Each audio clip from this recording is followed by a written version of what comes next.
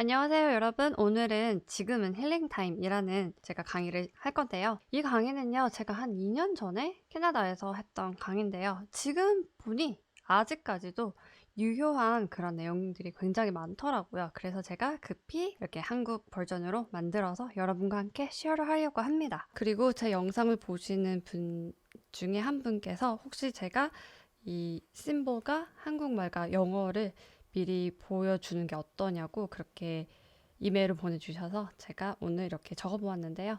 물고기 자리 Pisces, 물병 자리 Aquarius, Regulus, 사자 자리에 있는 A성을 뜻하고요. 제가 나중에 사진으로 또 보여드릴게요.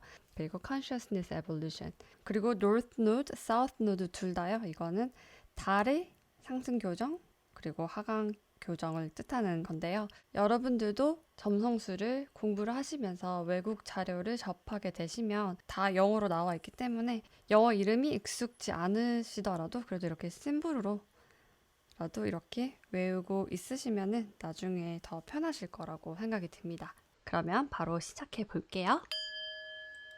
이 강의에서는요, Age of Aquarius, 물병자리 시대, 그리고 Regulus in Virgo, 왕과 왕비를 만드는, 우리의 킹을 만드는 별인데요. 이 별은 사자 자리 심장에 위치하고 있고요. 이 별도 움직입니다. 그래서 이 별도 우리가 힐링을 하는데 새로운 이 패러다임에 들어가는데 굉장히 큰 역할을 하고 있어요. 그리고 세 번째, The Lunar Node. 노드는요, 제가 말씀드렸던 그 큰 우리의 태양계의 사이클, 25,920년 사이클의 미니어처 버전이라고 보면 되고요. 인류가 나아가야 할 방향을 품고 있는 이 노드는요, 에스트로이드나 아니면 행성이 아니라 우리 지구와 달과 태양이 돌고 있는 사이클에서 나오는 칼큘레이션 포인트입니다. 그래서 그 포인트에 따라서 인류가 나아가야 할 방향을 보고 거기에 맞춰서 우리가 지금 어디에 있느냐 그렇게 또 알아볼 수 있고요. 그리고 Slow Moving Planets Changing Signs 보면은 많은 플래닛들이 사인을 바꾸고 있죠. 특히나 Slow Moving Planets, 천천히 움직이는 애들이 자리를 바꾼다는 건요, 정말 좋은 거죠. 왜냐하면 이전 사이클에 정말 힘들고 어려웠던 분들, 지금 새로운 시작에 들어가는 거니까요. 이 새로운 시작에는요, 이전에는 내가 왜 힘들었고 고통을 받고 살았는지 나를 알고 깨우쳐서 이제 다가올 시대와 그리고 지금 시작한 시대에 맞춰서 이 에너지가 자연스럽게 라이징 할 수 있을 때 나도 같이 라이징 할 수 있도록 그런 기회를 알려주는 그런 사인들이거든요. 그래서 이 강의를 통해서 여러분들도 조금 더 웨이크업 하는 그런 시간이 되셨으면 좋겠고요. 제가 이전 영상에서도 물병 자리 시대 얘기 많이 했죠. 하지만 여기에서는 조금 더 새로운 정보를 가미를 해서 좀 더 업그레이드해서 얘기를 해볼까 합니다. 우리의 태양계가 25,920년 동안 도는 사이클을 12행성으로 나누어서 각 사인당 2160년 동안 지나가는 걸 The Great Year이라고 하는데요. 그리고 이 Great Year를 한 사인으로 자른 게 The Great Month이고요. 그것 2160년 정도의 시간을 가지고 지나갑니다. 이 태양계 사이클은 육아 사이클이고요. 지금 사실 육아 사이클로 보자면 최악의 시기를 끝내고, 육아 사이클 중에서 최악의 시기가 칼리 육아라고 하거든요. 그럼 우리는 지금 얼마 전에 칼리 육아 시기를 끝냈습니다. 그래서 나왔죠.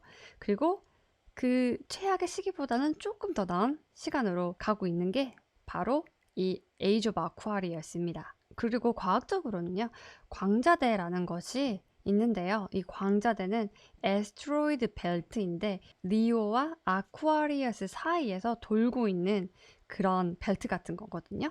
그런데 우리의 솔라 시스템이, 우리 지구가 이 광자대라는 곳에 들어가면요, 갑자기 이 우주의 날씨가 바뀌어 버려요.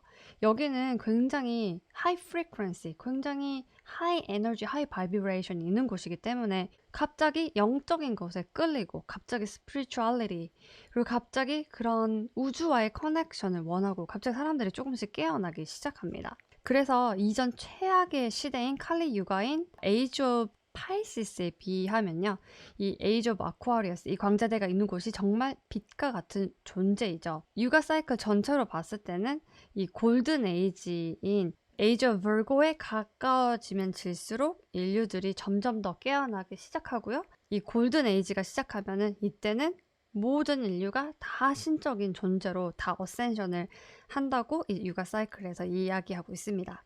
그리고 데이비드 몰콕이나 많은 그런 영성학을 공부하시는 사람들이 예전부터 얘기하던 우리의 DNA가 액티베이트 되고 우리가 원래는 탄소 베이스인데 이제 실리카 베이스로 우리가 크리스탈화되는 우리 DNA 업그레이드를 경험할 수 있고 우주에서 나오는 이 하이 바이브레이션을 통해서 우리가 이전에는 몰랐던 우리의 슈퍼파워를 일깨울 수 있는 그런 시기가 온 거라고 볼 수 있죠. 그리고 육아 사이클에서 보면은 에리스와 파이시스가 가장 다크한 육아 사이클이고요. 왜냐면 에리스 때는 전쟁을 했죠. 온 인류가 다 전쟁을 하고 다녔고요.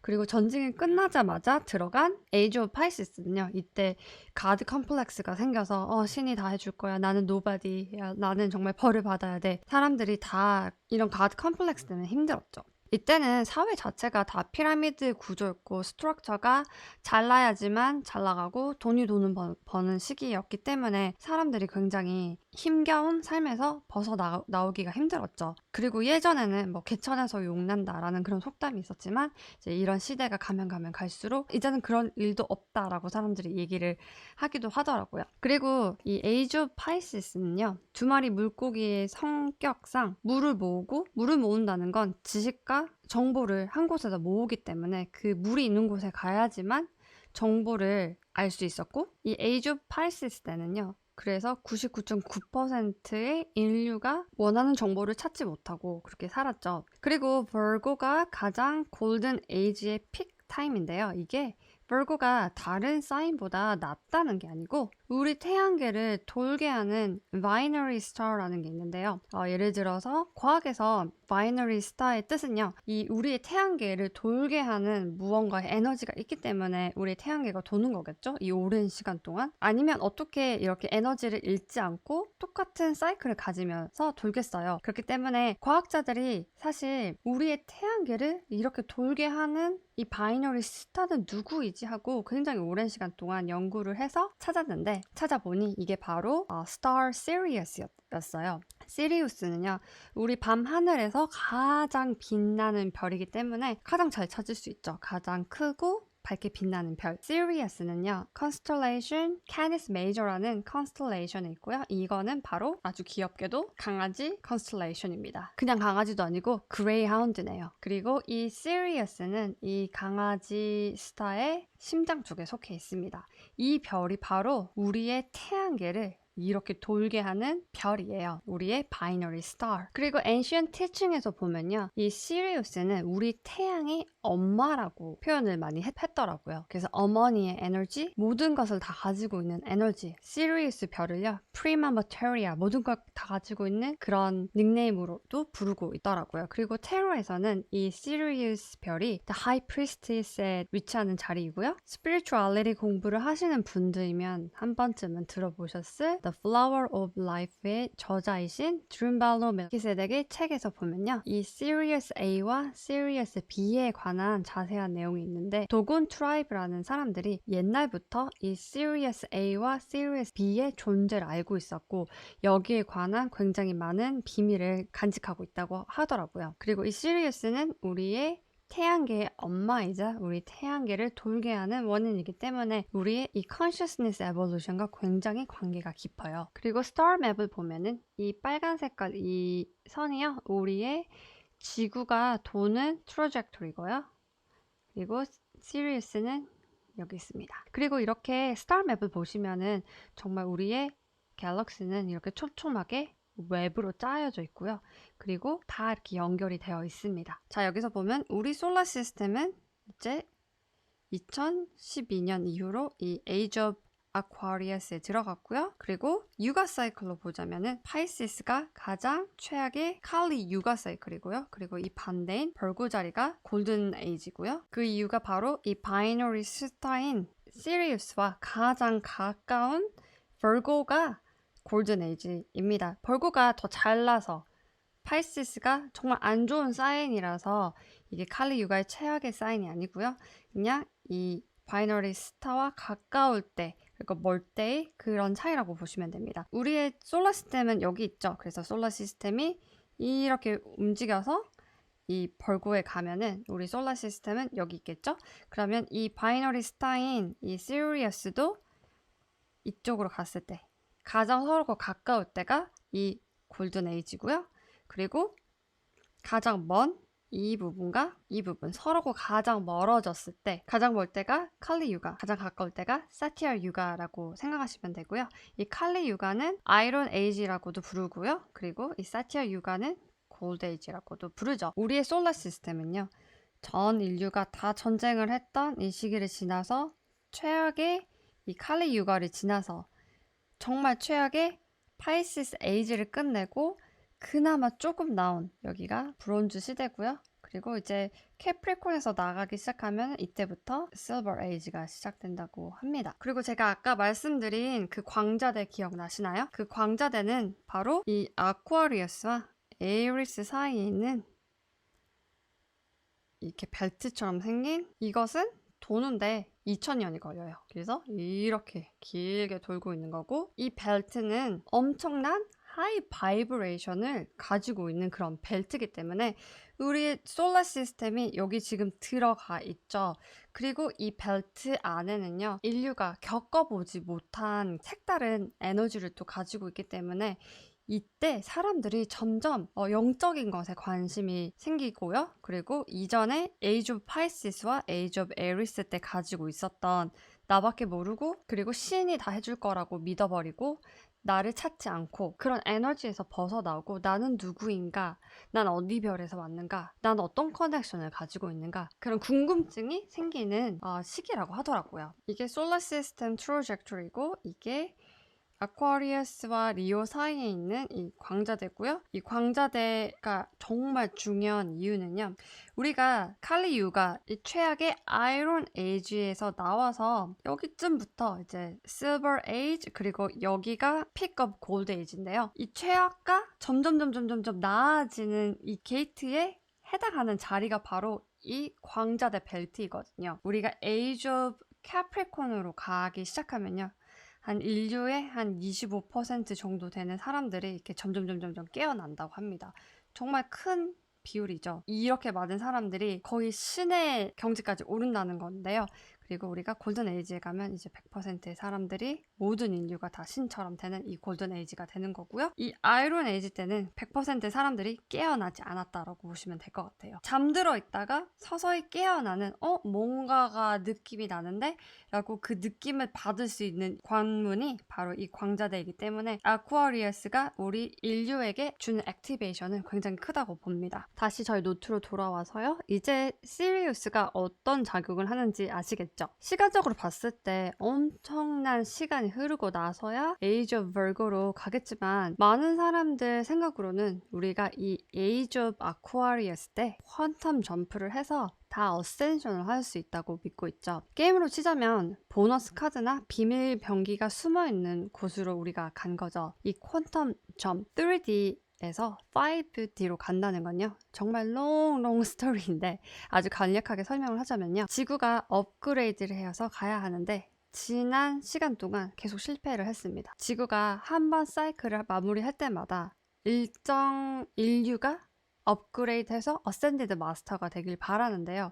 이전 사이클에는 그 일이 일어나지 못했어요. 정말 소수의 사람들이 어센디드 마스터가 됐는데요. 계속해서 된 실패로 인해서 지금 우리의 지구는 퀀텀 점프를 해야 되는 그런 마지막 발등에 불이 떨어진 그런 시기에 왔습니다. 이 이야기는요. 재미로 들으셔도 되고요. 아니면 이 스피리추얼리티에 관심이 많은 분들은 또 좀 더 자세하게 찾아보시면서 또 제 이야기 다 믿지 마시고 다른 이야기들과 비교를 하시면서 또 그렇게 들으셨으면 좋겠어요. 그래서 우리의 Ascended Master, 이 휴먼 라이프를 마스터한 사람들, 지저스나 이제 부처 같은 사람들이죠. 이 사람들이 원래는 다른 higher 레벨로 가야 하는데 이제 우리의 인류를 도와줘야 되겠다 하고 많은 도움을 주기 위해서 아직도 남아서 우리를 도와준다고는 하지만 이 악의 무리 reptilian이나 심장 차크라가 결여되어 있는 그런 애들한테 마인드 컨트롤 당해서 우리가 이렇게 긴 시간 동안 어센션을 하지 못하고 살았어요. 하지만 이제 타이밍이 온 거죠. 에이지 오브 아쿠아리어스가 오면서 이 포톤 벨트에 들어가면서 사람들이 점점 깨어나기 시작하면서 우리의 마인드 컨트롤을 했던 얘네의 시간도 이제 끝이 날 때도 됐고요. 그리고 아쿠아리어스 사인도 보면은 man with a water bucket이잖아요. 그래서 사람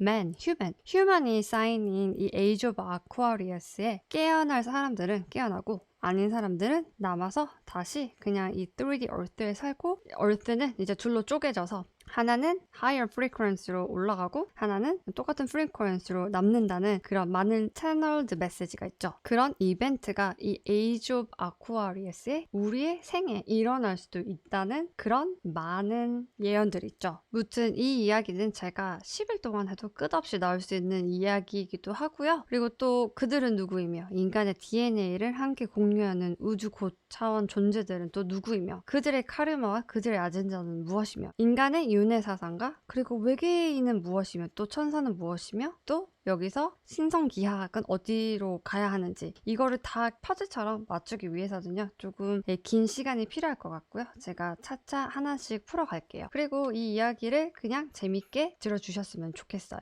그리고 제 이야기에 흥미가 있으시다면 한번 홈워크 차원으로 정보 검색을 해보시는 것도 추천드립니다. 무튼 우리는 일단 2012년 이후로 물병자리 시대에 살고 있고요. 역사적으로는 본격적인 각 에이지는 300년 후부터 시작한다고 합니다. 하지만 실망하지 마세요. 왜냐면 제가 아까 말씀드린 퀀텀 점프라는 찬스가 있을 수도 있잖아요. The Law of Attraction에 의하면 말하는 대로 생각하는 대로 이루어진다고 하잖아요. 그리고 많은 예언이나 채널드 메시지를 보면 우리가 살고 있는 이 시대에 그 일이 일어날 확률이 정말 높죠. 그리고 미래는 픽스 되어 있는 게 아니라 우리가 생각하는 대로 만들어내는 거이기 때문에 항상 미래는 변하죠. 우리의 will파워로요. 그래서 유명한 예언가인 노스트라다무스의 예언 중에서 빗나간 것은 틀린 게 아니라 그 타임라인에서 나와서 우리가 다른 타임라인을 살고 있기 때문이라고 하더라고요. 그리고 제가 세런인 파이시스 수업 때 말씀드린 마리나 자코비 기억나시나요?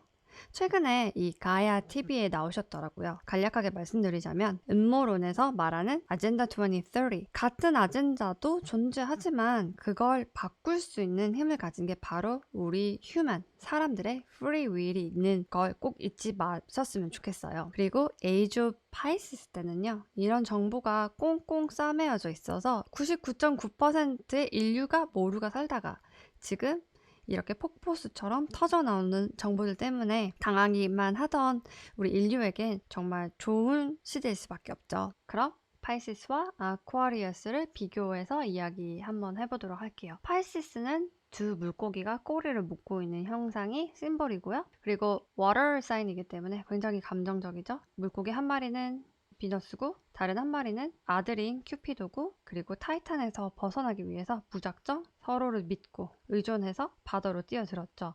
그래서 이 사인은 굉장히 의존하고 희생하고 종교적인 색이 짙고요.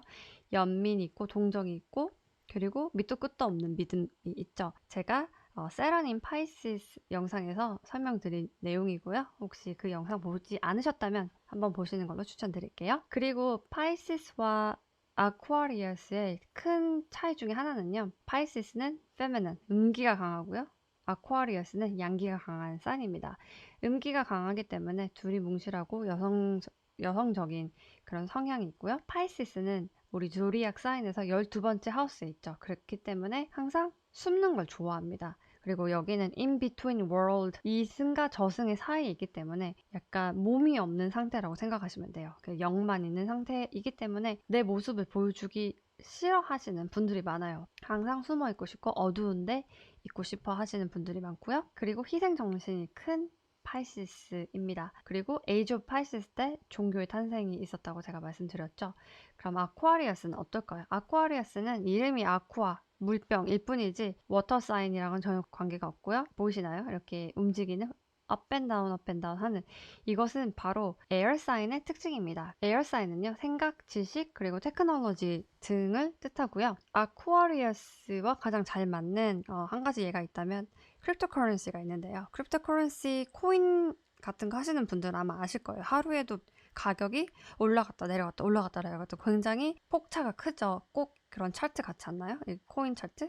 업, 다운, 업, 다운, 업, 다운.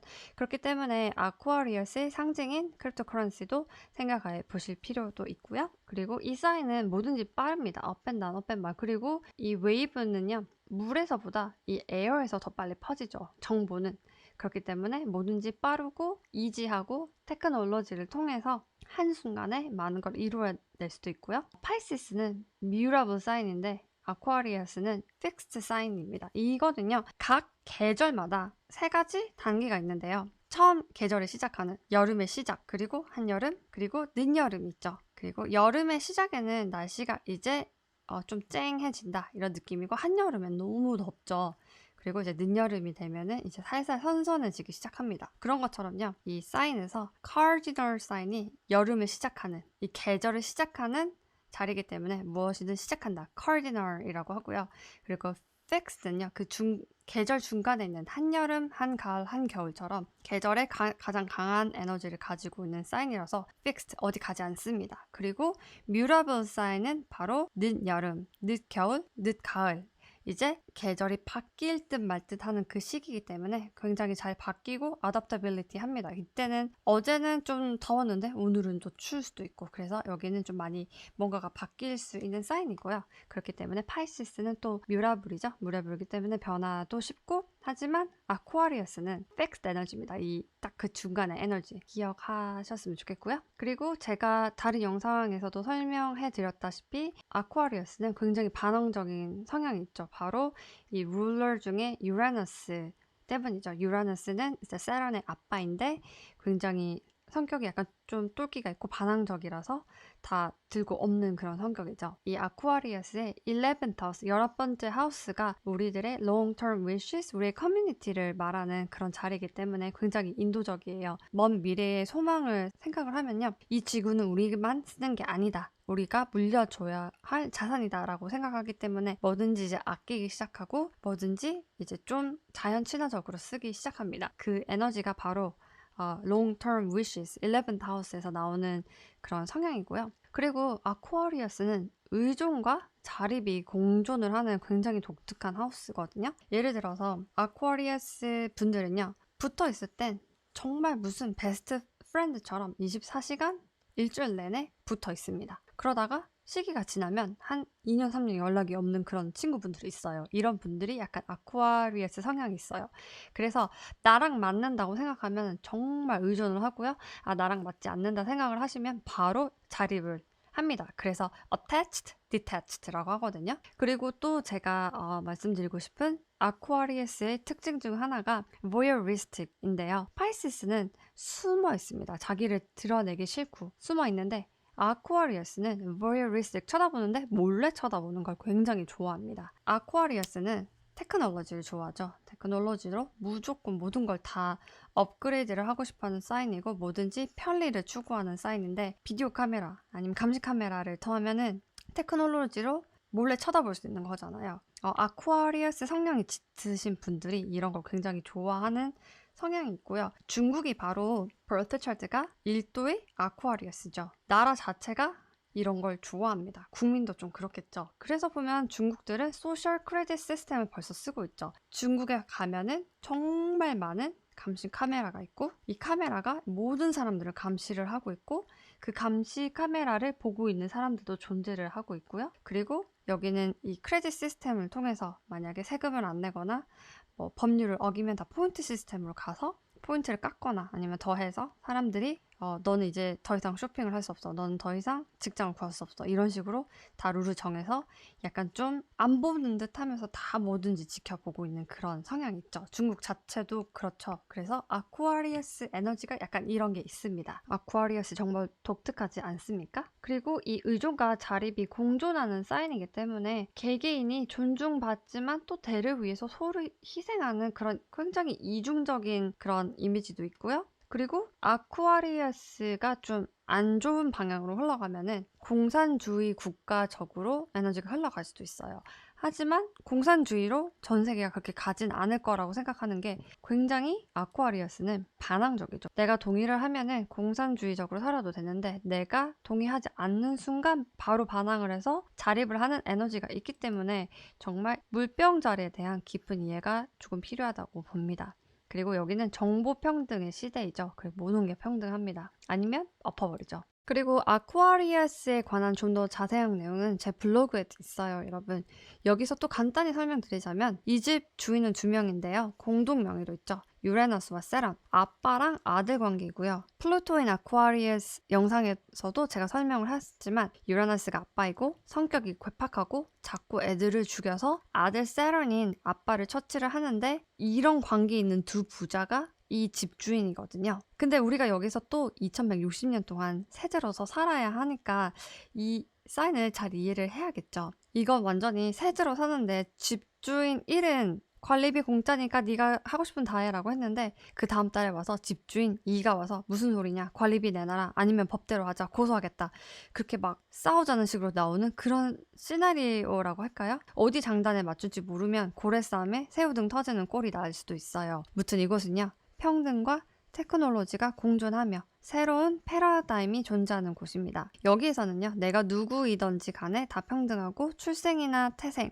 학벌이 없기 때문에 누구든지 다 잘 나갈 수 있고, 여기에서는 초등학생도 억만장자, 조만장자가 될 수 있기 때문에 내가 중요하지 남 눈치 볼 필요가 없어요, 여러분. 이 에이지 오브 아쿠아리우스에 또 다른 에너지를 행사하는 별이 있는데 이게 바로 왕과 왕비를 만드는 스타인 레귤러스입니다. 이게 바로 레귤러스 인 벌고의 이미지인데요. 그럼 이 레귤러스 더 로열 스타에 대해서 조금 더 자세하게 설명을 해볼게요. 어떤 존재가 왕인지 알 수 있는 이 별은요, 우리의 솔라 시스템과 딱 들어맞는 2160년마다 위치가 바뀌고요. 이전 에이지 오브 파이시스에서는요, 리오에 있었어요. 리오 29도에 있었는데 이 29도는 오랜 시간 동안 그리고 왕과 왕비의 상징이었어요. 로열 패밀리, 왕가, 돈 많은 부자들의 상징이었고, 예를 들어서 유명인으로는 도널드 트럼프가 있는데요. 이 트럼프는 어센던트가 29도 리오에 있죠. 트럼프는 그리고 일찌감치 밀리어네어였죠. 엉클이 니콜라 테슬라와 함께 일했고, 미국 정부가 니콜라 테슬라 연구소를 강제로 닫았을 때 거기에 있는 모든 자료를 압수해서 흡수한 사람이고요.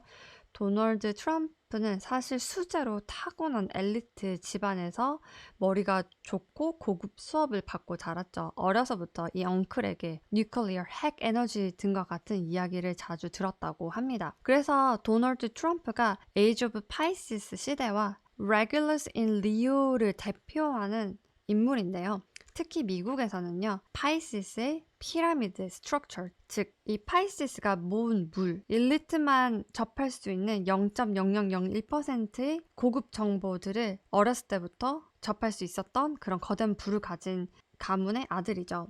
리오 사자 자리의 29도는요, 쇼맨십이 강한 그런 디그리입니다. 유명인으로 꼽자면 카디비, 아니면 페리스 힐튼, 비욘세, 킴 카다시안 등이 있겠죠. 보여지기 좋아하고 글램 번쩍번쩍하고 그런 스타일의 헐리우드 연예인을 생각하시면 될 것 같아요. 리오는 독특하게도 영도에서는 용기 없는 사자로 시작했다가 점점 뒤로 가면서 뭐든지 화려한 치렁치렁하고 과시욕과 잘남과 넘사벽 스타일로 끝나는 게 바로 리오인데요. 이 마지막 그 치렁치렁, 과시, 잘남, 사치, 넘사벽, 엑스트라스러운 여기 이 자리에 바로 그 도널드 트럼프의 어센던트가 있습니다. 그래서 베이릭 애스트롤러지나 엔션트 애스트롤러지에서는요, 버트 차트를 봐서 29도 자리에 선, 문, 라이징 사인이 있으면 약간 연예인이 될 수 있는 그런 끼가 있다는 걸로 보기도 했어요. 하지만 레귤러스가 2011년부터 벌고 자리로 들어갔어요.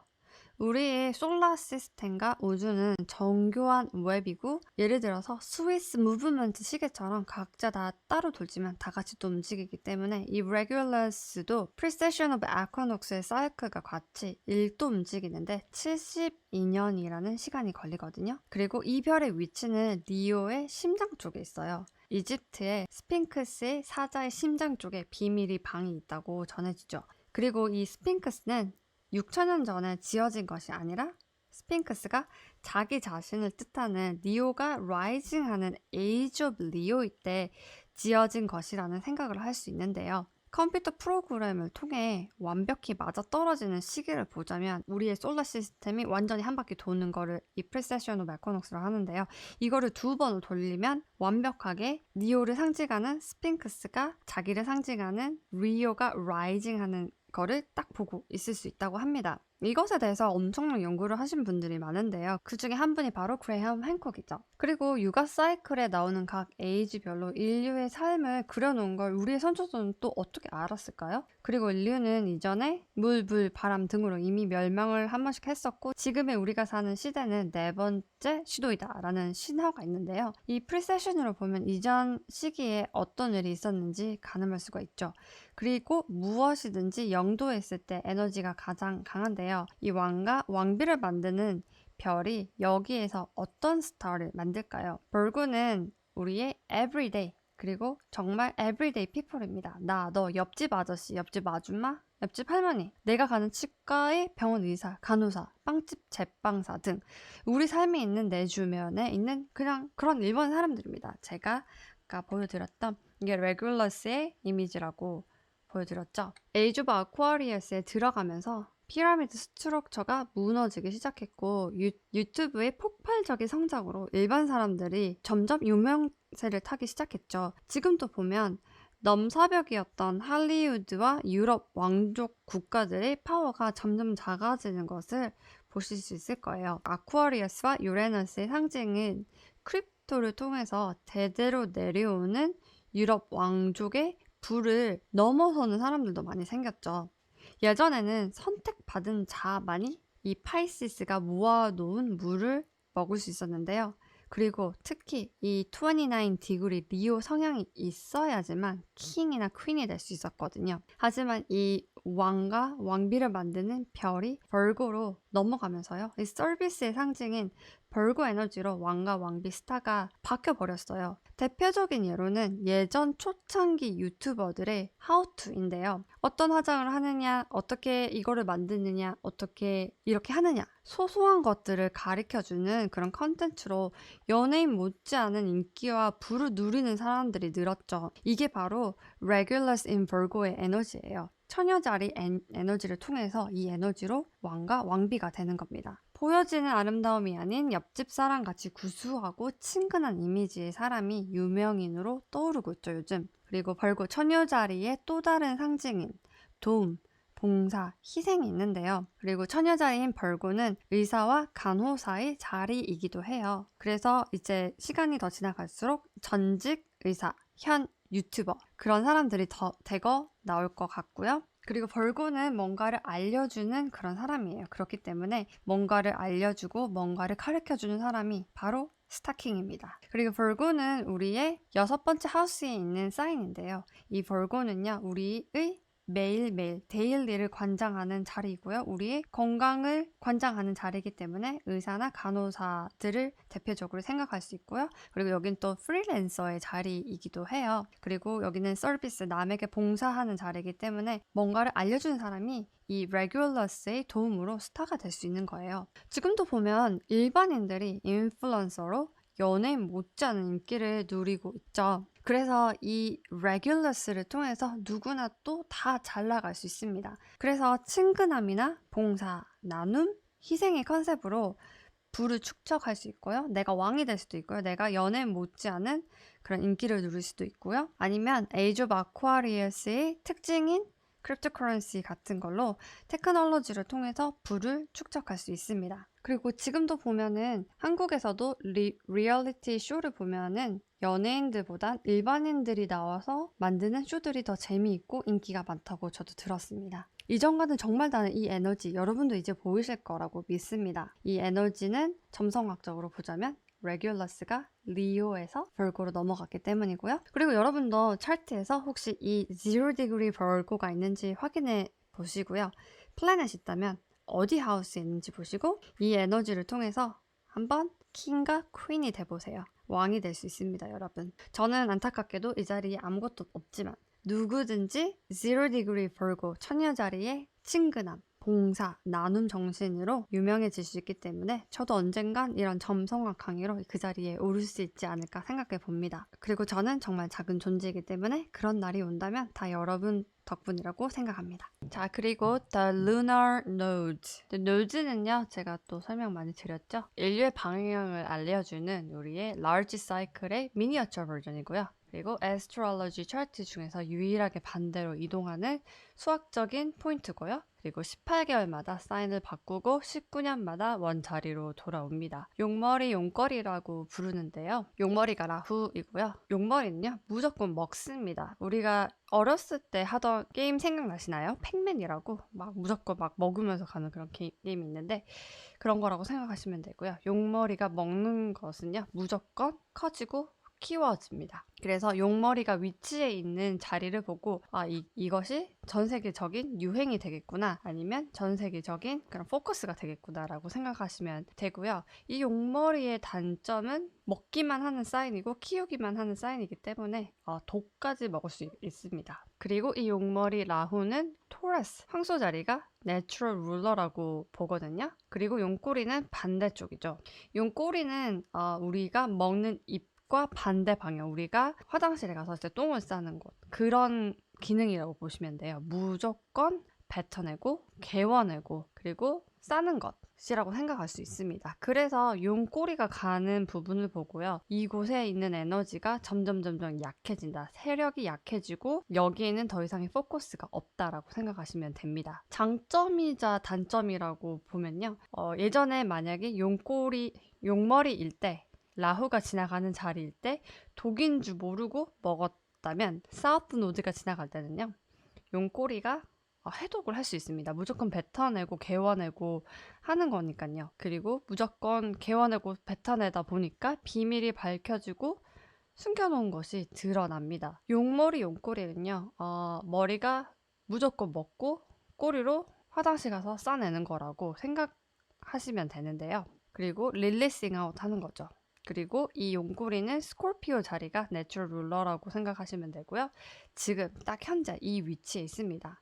자기 집 자리 위치예요. 용머리는 토레스에, 용꼬리는 스콜피오에 있습니다. 이 자리조차도요, 지금 이 힐링을 돕고 있는 자리이고요. 그리고 제가 점성학을 처음 접했을 때가 바로 2010년인데요. 이때 저는 유학생 신분으로 컬리지를 다니고 있었고, 이때가 기말고사 기간에 미래 패션 산업에 대한 예상과 프리딕션에 관한 발표가 있었는데요. 이제 한 팀이 발표한 내용 중 육아를 하시는 분들은 알 수도 있는 브랜드인데요. 룰루레몬이라는 브랜드에 관한 이야기가 있었어요. 2010년부터 향후 20년간의 흐름을 예상한 자료 발표였는데 내용이 너무너무 센세이셔널하고 자세하고 유행의 흐름과 소재의 변화, 사람들의 인식 변화까지 정말 디테일하게 잘 정리되어 있는 그런 발표였어요. 그리고 이 발표에서 아직도 기억에 남는 게 이제 결국에 이 룰루레몬이 이코프렌들리 소재로 가고 나중에는 웰빙 쪽으로 가면서 또 사람들의 인식도 많이 변할 것이다 라는 그런 내용이 있었는데,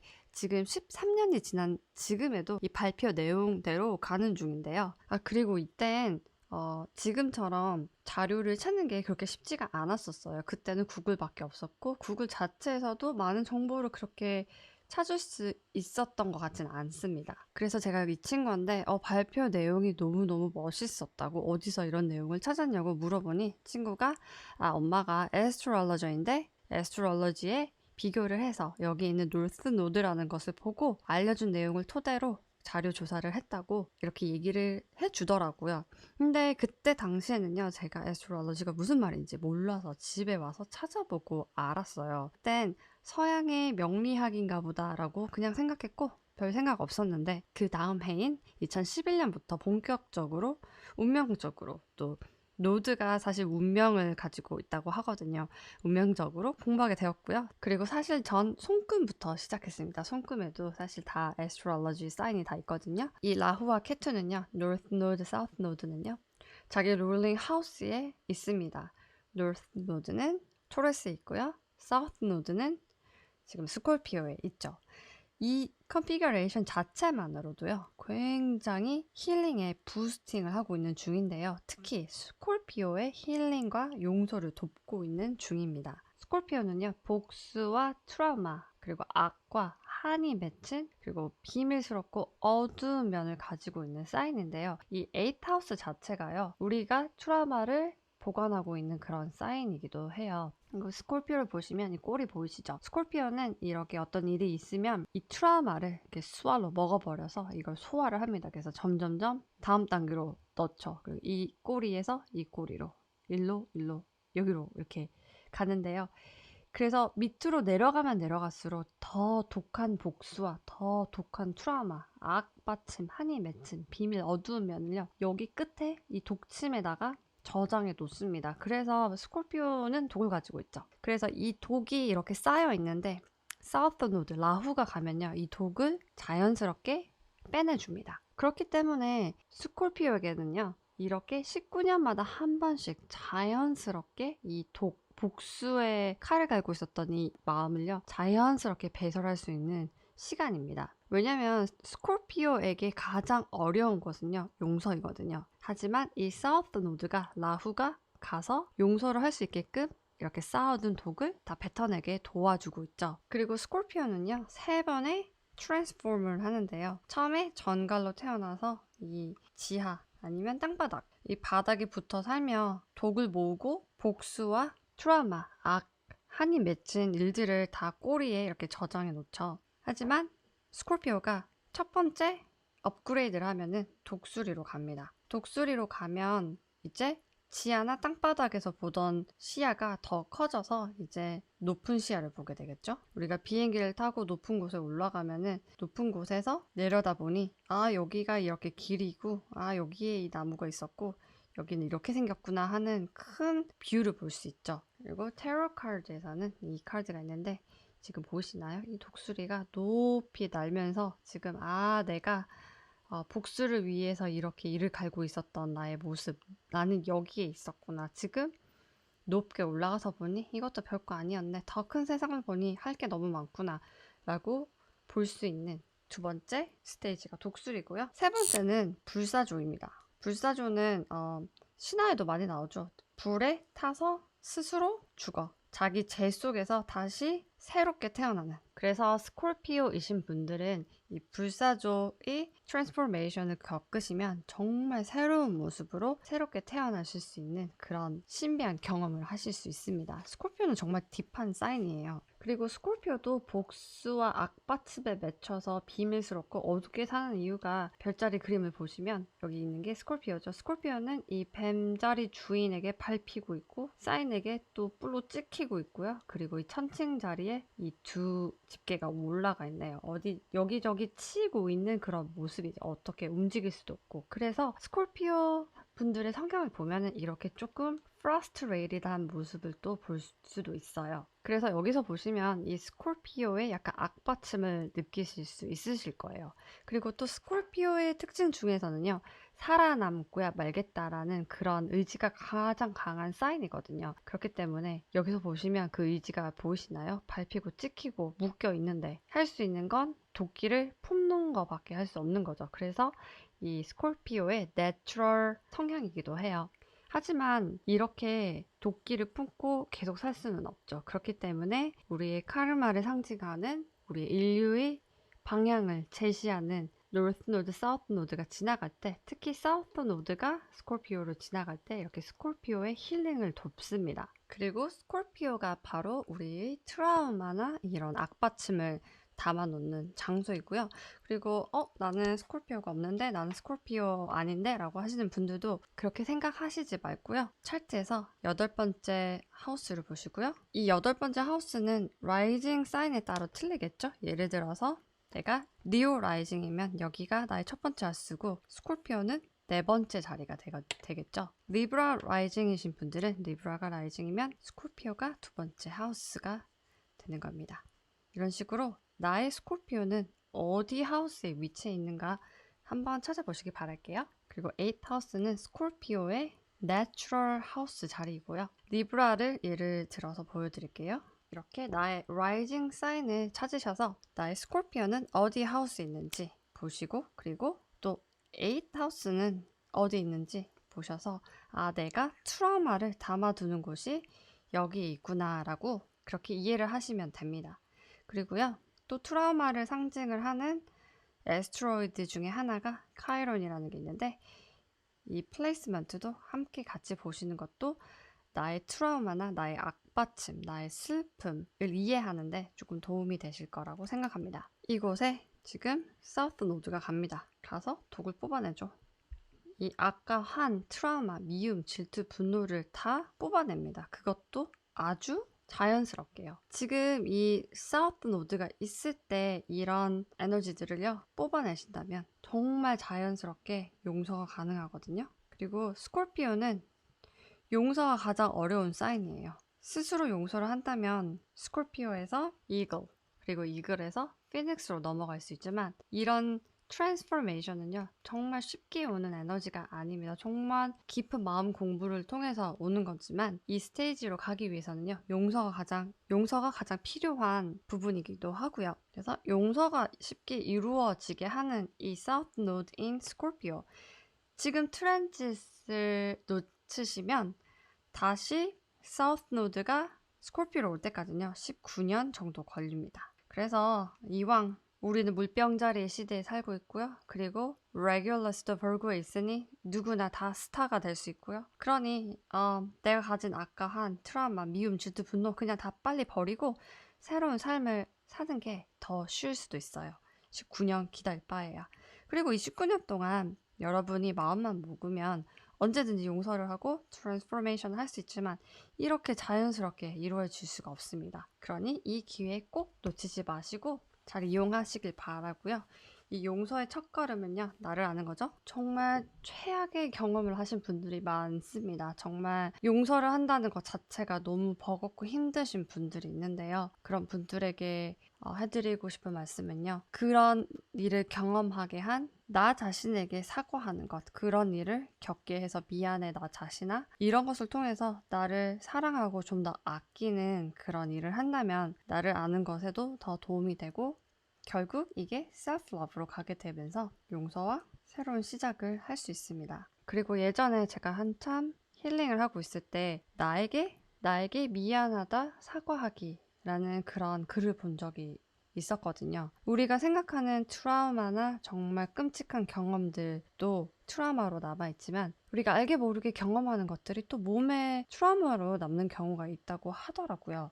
그래서 제가 그때 어떤 거를 나에게 사과를 해야 할까라고 생각을 하다가 제가 예전에 이빨을 4개를 뽑은 적이 있어요. 제가 캐나다에 살다 보니까 캐나다는 치과 시술 비용이 비싸기도 하지만 사실 그렇게 한국처럼 좋진 않거든요. 그래서 제가 혹시 모르니까 한국에 나가 있을 때 혹시 몰라서 정말 멀쩡한 사랑니 4개를 다 뽑아버렸어요. 왜냐면 갑자기 사랑니가 나 버리면 외국에 있을 때 더 힘들까봐. 그래서 생각도 없이 그렇게 한 건데 나중에 와서 생각하니 내 몸은 아직 사랑니가 날지도 안 날지도 모르는데 내가 정말 생각 없이 뽑아버려서 내 몸은 얼마나 놀랬을까, 얼마나 트라우마를 받았을까라는 생각이 들더라고요. 그래서 그날 일기를 쓰면서 저에게 쓰는 편지를 썼어요. 내 몸에게 미안하다, 이빨을 뽑아서 나는 그게 좋은 줄 알았는데 아마 내 몸에게는 그게 아마 트라우마가 됐을 것 같고 내가 몸한테 먼저 알리지 않고 그렇게 했던 걸 정말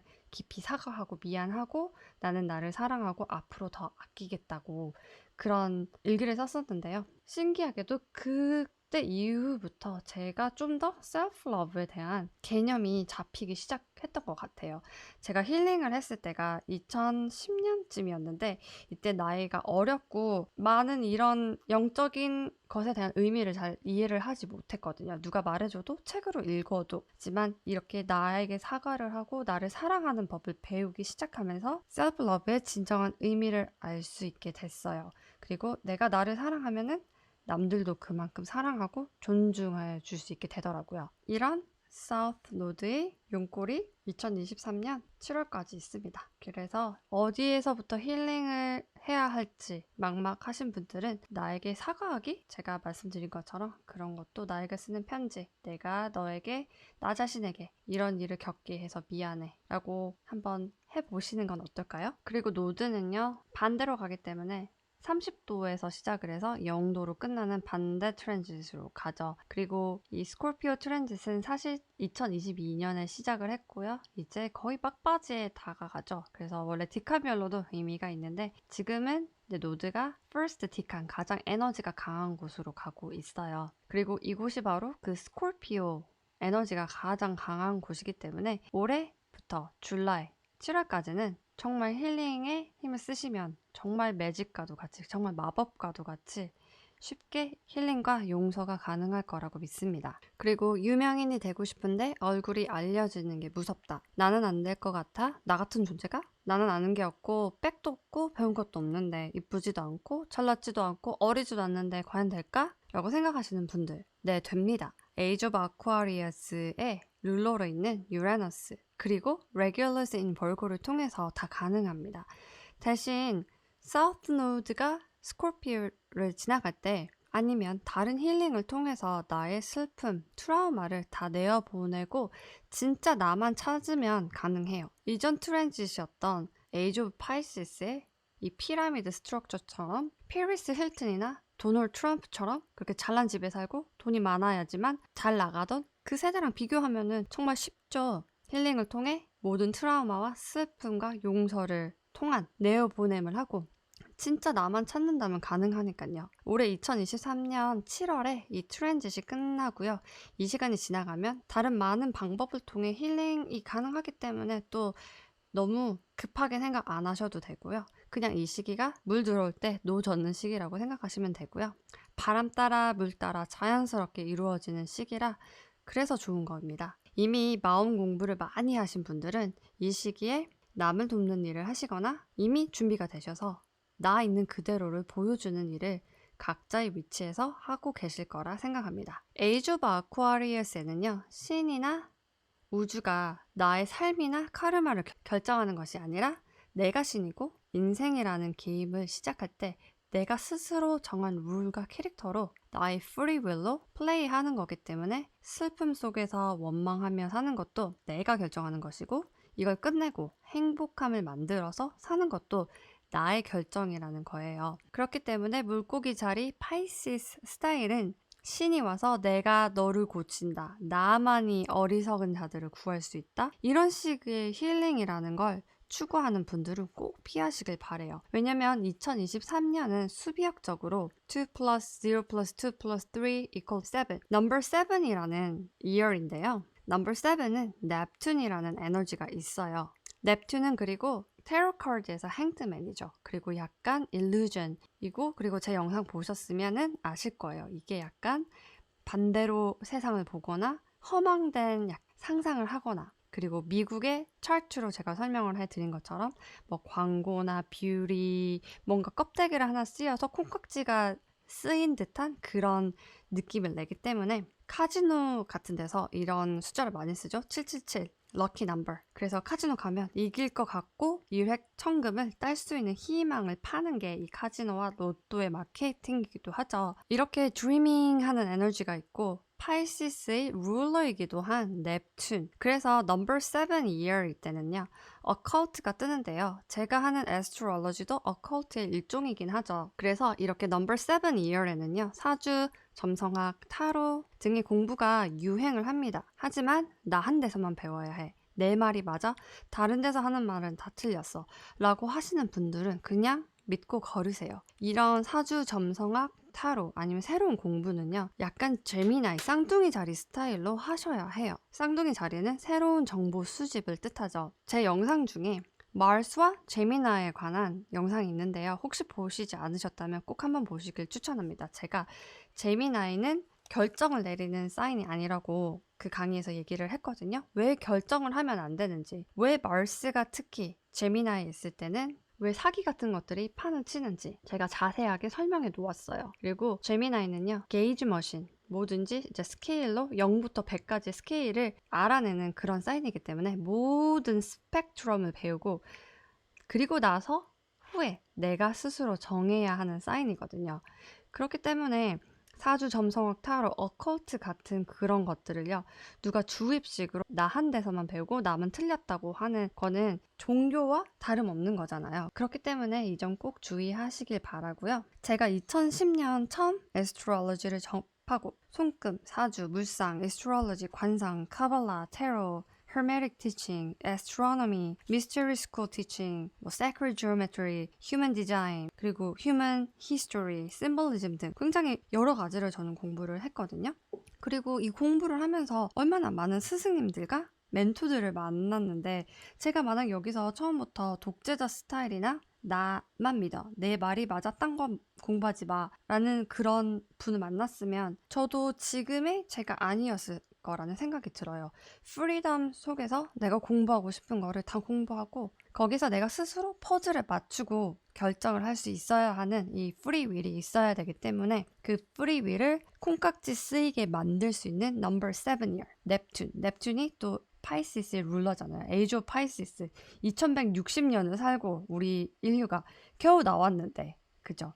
이 어컬트가 유행할 2023년에 이 넘버 7 이어에 또 종교 색이 짙은 곳에 빠져버리신다면 좀 아깝죠. 그래서 여러분들도 자유롭게 많이 정보 습득하시고 스스로 공부하시고 2023년엔 특히 이 에이지 오브 파이시스 시대와 비슷한 양상인 교주 스타일 꼭 조심하세요, 여러분. 그리고 동양 철학이든 서양 철학이든 정말 배울 점은 너무너무 많아요, 여러분. 그렇기 때문에 색안경을 끼시고 보시지 마시고 정말 오픈마인드로 많이 공부하시길 바랄게요. 그리고 Slow Moving Planet, Changing Sign. 이 천천히 올빗하는 행성들이 사인을 바꾼다는 건요, 정말 큰 일인데요. 그리고 특히 이제 곧 모든 Slow Moving Planet들이 사인을 바꿔요. 에스트롤러지에서는요, Sun, Moon, Mercury, Venus, Mars, Jupiter가 Personal Planet이고요. 그리고 여기 보이시는 세런은 딱 중간에 있는 interpersonal planet이고요. 그리고 유레너스, 넵튠, 플루토는 얘네가 바로 slow moving planet인데 세런은 오rbit 사이클이 30년이고요. 유레너스는 84년, 그리고 넵튠은 165년, 플루토는 248년입니다. 근데 얘네가 사인을 다 바꿔요. 우리가 살면서 세런 리턴은 뭐 2번 넘게 겪죠. 보통 사람들이 다 60대 이상 까지 사니까요. 오래 사시는 분들은 유레너스가 한 바퀴 돌아올 때까지 경험을 하실 거고요. 하지만 넵튠이나 플루토는 사이클이 굉장히 길기 때문에 이 사인을 바꾸는 이 시기에 태어나지 않는다면 경험할 수 없는 거죠. 그리고 또 이 사인이 한꺼번에 다 바꿉니다. 사인을. 정말 레어한 케이스죠. 그리고 이 사인을 바꾸면은 사람들의 이 무의식이나 이 마음속에서 이런 변화가 또 생겨나는데요. 세런이 사인을 바꿀 때 세런이 마지막 정류장인 파이시스로 들어가면은 어떻게 되는지 영상은 제가 만들어서 올렸고요. 그리고 이제 조만간 세런이 에리스로 들어가서 새로운 30년 사이클을 시작할 때 어떤 시작을 할 건지에 대한 영상 제가 곧 만들어서 또 올려드릴게요. 그리고 유라너스는요. 2025년 7월 7일 날 사인을 바꿉니다. 지금은 유라너스가 토레스에 있죠. 유라너스가 이 earth 사인인 황소 자리에 있을 때는요. 천재지변을 일으키는데 얼마 전에 터키에서 유라너스가 똑같은 자리에서 84년 사이클을 마치고 같은 자리로 돌아가서 같은 나라에 같은 동네에 가서 같은 earthquake, 지진을 일으켰습니다. 그리고 유레너스가 토레스에서 나와서 제미나이로 가면요. 이때는 좀 재밌는 일이 있을 것 같습니다. 여기서는 정말 눈부신 과학 발전이 일어날 것 같고요. 제가 따로 또 영상 만들 거지만 여기서 간단하게 소개를 하자면 제미나이는 쌍둥이 자리죠.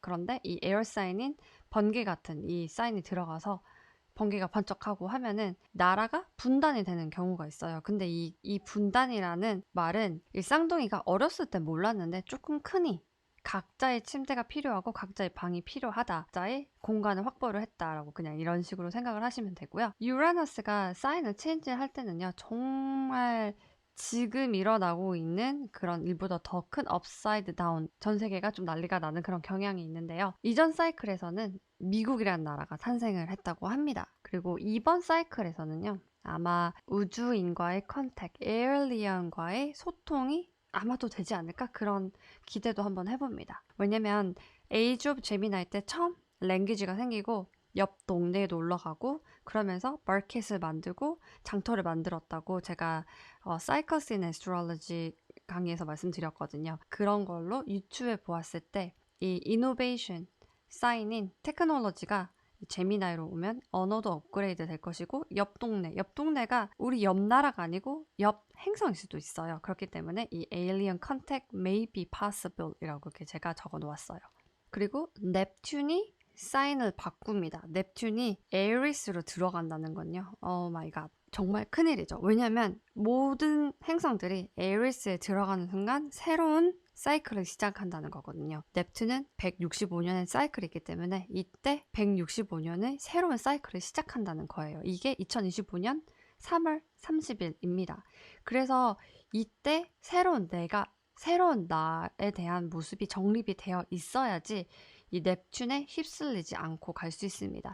넵튠은 제가 방금 설명드린 것처럼 넘버 7, 파이시스의 룰러인 넵튠의 몽환적인과 환상적인 종교적인 느낌이 이게 바로 777, 넘버 7의 의미가 있기 때문이거든요. 이 몽환적인 느낌의 넵튠이 2025년 3월에 에이리스 새로운 시작에 들어갔는데 이때 잘못된 시작을 하면 165년 동안이나 지속된다고 하니 그리고 우리의 삶은 100년이 안 되겠지만 우리가 가지고 있는 DNA는 우리가 만약에 트라우마나 안 좋은 경험을 하면은 이게 다 우리의 DNA에 다 내재가 된다고 합니다. 그래서 우리가 2세를 낳았을 때 그 2세도 그 트라우마를 DNA에게 가지고 있다고 하더라고요. 그렇기 때문에 이런 정말 그랜드 뉴 사이클 165년 만에 오는 사이클이기 때문에 이전에 있었던 그런 트라우마들이나 이런 걸 다 버리고 새로운 시작을 잘 하기 위해서는요. 이 사이클이 어떤 건지도 자세히 아는 것도 중요하다고 생각해요. 그래서 이것도 제가 나중에 영상으로 만들어서 올리겠습니다. 그리고 플루토도 사인을 바꾸죠. 플루토는 레트로그레이드 사이클 때문에요. 2023년 3월 20일부터 올해 3개월간 잠깐 들어갔다가 또 나왔다가 또 2024년에 또 아쿠아리우스로 또 들어갔다가 나왔다가 이건 제가 영상 만들었죠. 혹시 이 부분도 궁금하신 플루토 인 아쿠아리우스 이 패러다임 시프트 영상을 꼭 한번 보시기 바랄게요. 그리고 이 Shifting Consciousness를 관장하고 있는 Slow Moving Planets들은요. 제가 이것 중에 2개밖에 영상을 안 만들었네요. 곧 만들 테니 꼭 기대해 주시고요. 그리고 정말 이런 것들을 이해하는 게 애스트로로지에서 정말 중요하고요. 그리고 점성학을 배우실 때 내 차트를 공부를 할 때 여기가 어센던트 자리고 여기가 나를 관장하는 자리고 여기가 돈이고 여기가 사랑이고 여기가 내가 결혼을 하는 자리고 여기가 내가 성공을 하는 자리고 여기가 나의 직업이다 라는 그런 차트를 보시잖아요. 하지만 이런 딥한 언더스탠딩이 없이 그냥 쿠키 컬러처럼 공부를 하시면 그렇게 깊게 들어가실 수가 없어요. 그래서 제가 이 유튜브를 시작을 하면서 이런 내용을 여러분과 공유를 하고 싶다고 생각을 한 게 이런 내용이 여러분들께 더 도움이 될 거라고 생각이 들어서였거든요. 제 영상이 어렵다고 하시는 분들이 굉장히 많으셨어요. 하지만 2번, 3번 보면 아마 이해가 좀 더 되실 거라고 믿습니다. 그리고 저는 예전에 공부를 할 때 같은 영상을 정말 많이 봤던 기억이 있습니다. 그리고 특히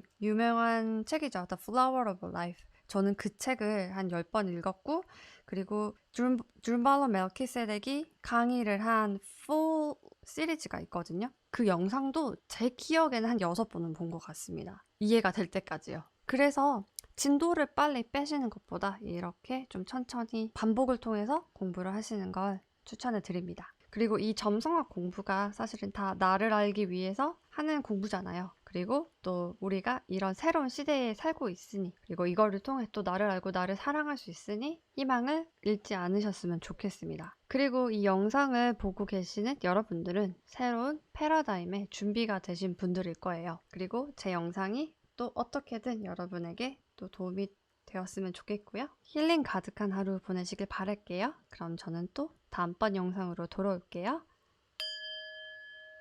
Bye for now.